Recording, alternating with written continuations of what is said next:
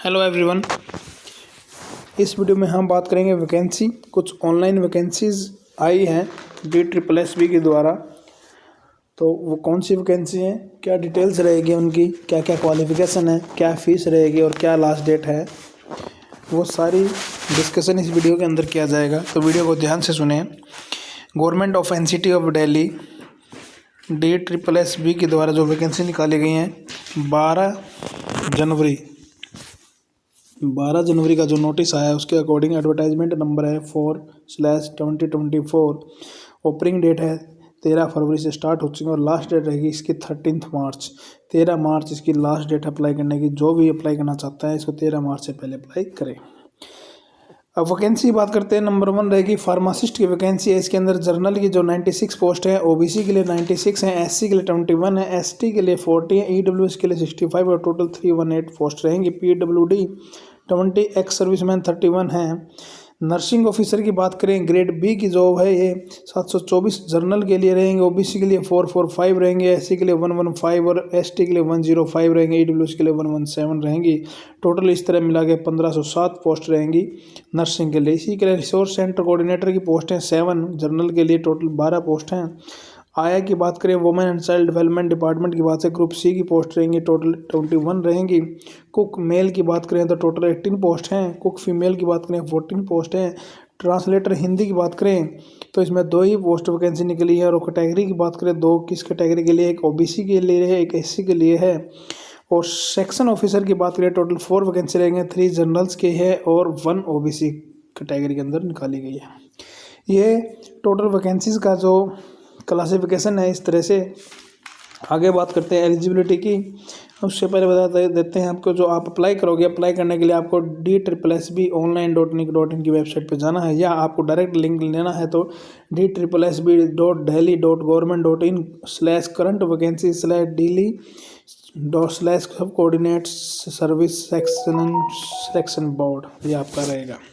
Clear.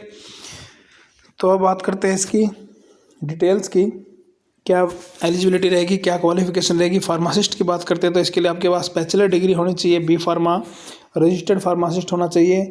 और यदि आपकी ज्वाइनिंग हो जाती है तो 6 मंथ के अंदर आपको दिल्ली फार्मेसी काउंसिल के अंदर रजिस्ट्रेशन करवाना होगा अपना। 3 शर्तें रखी गई हैं। कोई इसेंशियल की बात करें, एक्सपीरियंस की कोई ज़रूरत नहीं है। पे स्केल दिया हुआ है। जो एज लिमिट की बात करते हैं इसमें एज लिमिट है 27 ईयर्स से ज़्यादा नहीं होनी चाहिए। नर्सिंग ऑफिसर की बात करते हैं। नर्सिंग ऑफिसर की एलिजिबिलिटी बात करते हैं, इसमें BSc नर्सिंग होनी चाहिए किसी भी रिकॉग्नाइज्ड यूनिवर्सिटी से।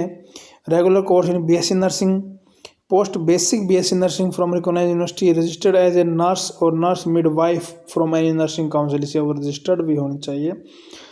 और इसके अलावा डिप्लोमा भी चलेगा आपका, general nursery midwifery from recognised board, registered nurse, किसी भी काउंसिल में रजिस्ट्रेशन उसका होना चाहिए।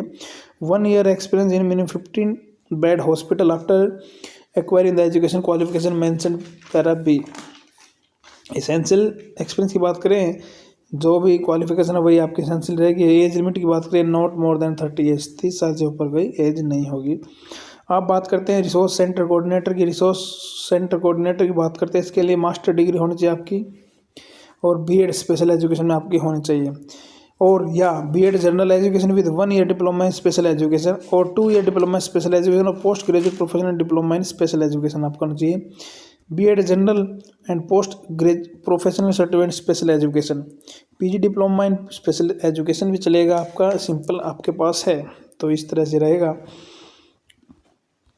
नेक्स्ट पोस्ट रहेगी, इसमें एक्सपीरियंस भी मांगा है 1 ईयर का। नेक्स्ट आया की पोस्ट, इसके लिए क्या है, मैट्रिकुलेशन और इक्विवेलेंट बोर्ड से आपके 10th होने चाहिए और 6 मंथ का practical experience of working as आया फ्रॉम रजिस्टर्ड ऑर्गेनाइजेशन में आपका 6 मंथ का जो है प्रैक्टिकल एक्सपीरियंस का सर्टिफिकेट भी होना चाहिए। और इसकी बात करें तो इसकी जो एज रहेगी 18 to 27 ईयर्स की इसकी एज रहेगी। आगे है चाइल्ड कुक मेल की बात करते हैं। 10th आपके पास होना है। Trade skill test for cooking self conducted to assess stability, ये ट्रेड टेस्ट भी आपका लिया जाएगा और 10th आपकी होनी चाहिए इसमें।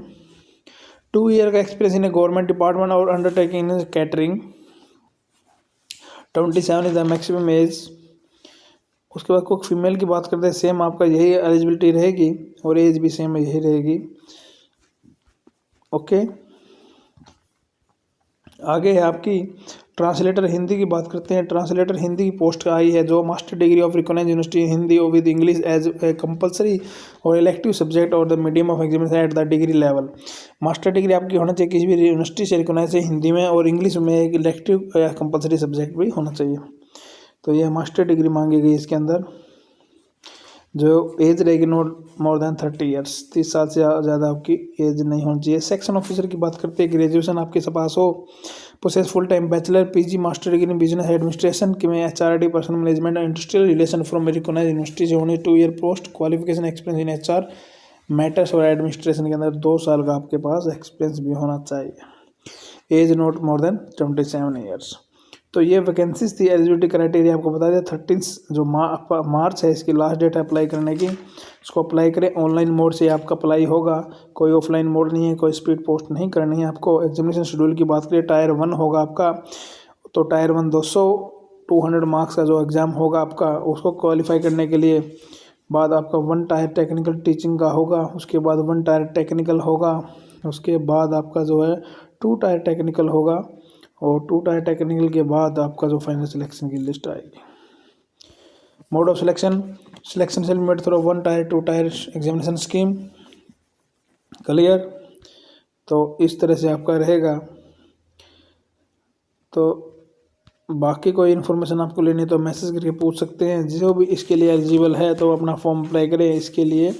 क्लियर। और एज रिलैक्सेशन की बात करें तो SC ST को ग्रुप B और C के लिए 5 साल का रिलैक्सेशन है।